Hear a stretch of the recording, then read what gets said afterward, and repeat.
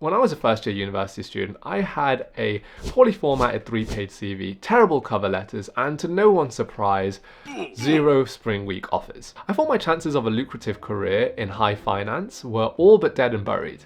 But just 6 months later, I'd landed offers in investment banking, private equity, and consulting. I've already made videos on how to write a killer CV and cover letter, but what do you do if you don't have any work experience in the first place? Hey, I'm Aravind. I'm a former private equity associate and first class LSE grad. And if that's you, don't worry, this video has you covered. So here's the issue.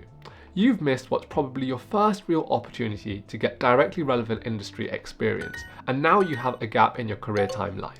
By the way, I've got a free CV cover letter and video interview summary guide, so be sure to check the link in the description for that. Even if you did say a shadowing week at JP Morgan while you were still in the sixth form, if you didn't land a spring week, it still might raise a few eyebrows to recruiters. Things like, have you gotten complacent, or why you haven't landed a spring week despite having past insights. So the key now is to plug that gap with alternative experiences. To start with, you can sign up for interactive simulations on websites like Forage or Bright Network. These are virtual experiences that take just a few hours to complete and don't require any application. However, these experiences aren't super impressive to recruiters because there is no competition to get in, and so I wouldn't put them front and center on your CV. Instead, I'd use them just as a foundation or a starting point to get to know more about the industry. If you want proper experience, something that recruiters will actually value, you need to bolster up other parts of your CV, such as the leadership section.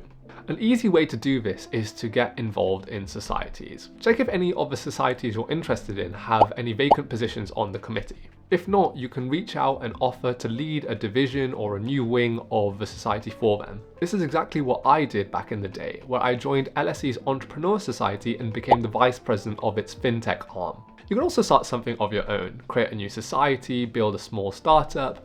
A friend of mine even created a blog about financial news, which ended up being a pretty big talking point during his interviews. Remember, the important thing is to demonstrate drive and ambition, so keep that in mind. Even if your work experience isn't directly finance related, focus on the results you delivered and try link back as much as possible to the skills that are used in banking, such as analysis or critical thinking or time management. Quick tip, don't hesitate to do this simultaneously whilst you're applying for jobs.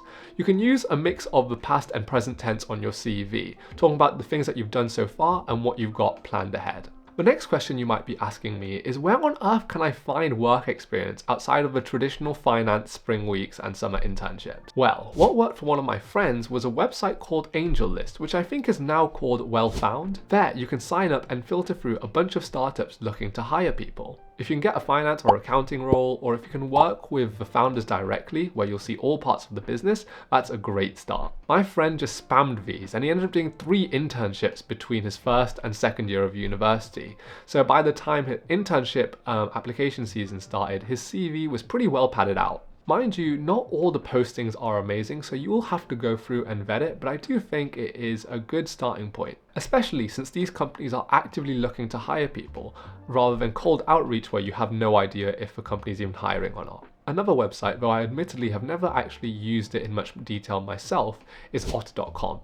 I signed up for it just for the purpose of this video and immediately found a pretty good or appealing bit of work experience. Lastly, you can try and cold approach on LinkedIn with smaller, more boutique financial firms. To streamline this is what I suggest you should do. On LinkedIn, type in the keywords advisors or capital. Advisors will find you more investment bank types, and capital will find you more VC or private equity. Then go to the companies tab and filter for either investment banking, again for advisors, or venture capital and private equity principals, which is for VC and PE. Set the company size to less than 50 employees. If you're based in London, set the location to London, and look for companies with relatively smaller followings. These are probably smaller or more newly established firms, and so they might be more willing to take on an extra pair of hands without a strict recruitment process. Go through these companies, see if you can find out the contact details of a director or someone working there,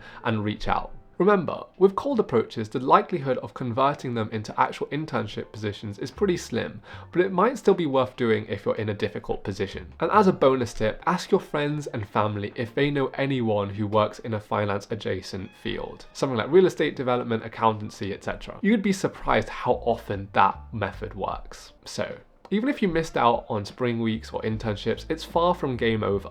You do, however, need to take action now. And on that note, hit subscribe so you don't miss out on any more of my tips. Be sure to check out my video on the perfect CV and check the link in the description for that summary guide that I mentioned earlier.